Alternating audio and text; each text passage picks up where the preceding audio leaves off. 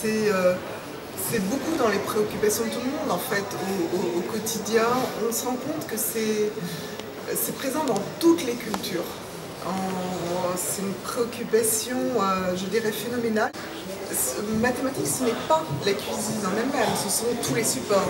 Ça veut dire les objets qui sont en relation avec la cuisine du quotidien et puis avec la dimension sacrée de ce que l'on mange ou de ce que l'on va offrir aux divinités, aux dieux, aux esprits.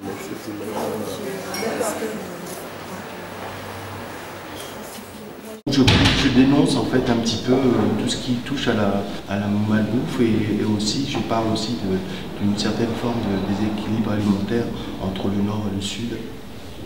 Bon, picturalement, je le traduis par une saturation en fait de couleurs, de matière et de clous.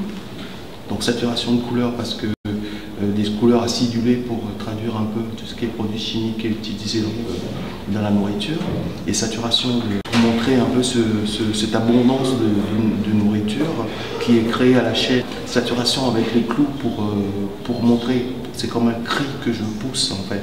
Parce que du coup, la nourriture devient quelque chose d'inaccessible. Elle se prend seule à cette table il y a une table, une chaise, une assiette et un verre vide. J'ai voulu en fait essayer de retranscrire le côté chaleureux en fait du repas, le côté rassemblement en fait que peut avoir le repas, l'art de manger en fait.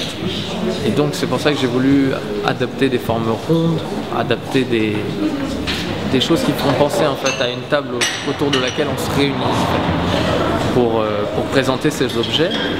J'ai aussi voulu, pour le cannibalisme dont il est fait question dans cette exposition, avoir quelque chose d'un peu plus secret, que les gens découvrent au fur et à mesure, et car c'est un domaine plus énigmatique, on va dire, de la relation à la nourriture, et il ne fallait donc pas que ce soit découvert trop rapidement.